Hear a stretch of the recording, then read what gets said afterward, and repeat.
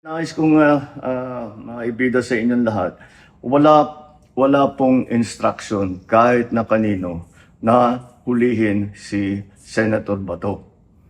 At ang nangyari, ang NBI, sinabihan ko nung lumabas yung resolution ng Supreme Court, mga alas 4 yung kaninang hapon, ay sinabi ko, umalis na kayo dyan. Nag-comply naman sila.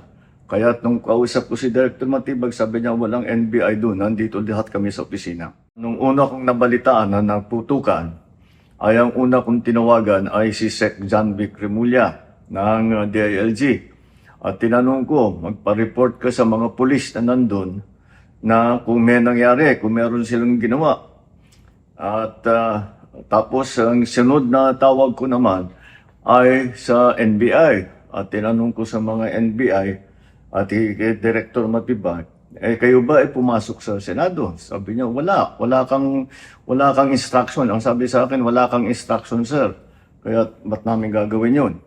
Ayon pa sa Pangulo, ang mga nasa loob lamang ng Senado na nakitang naka-uniforme ay mula sa Philippine National Police at Marines na naka-duty na anya doon.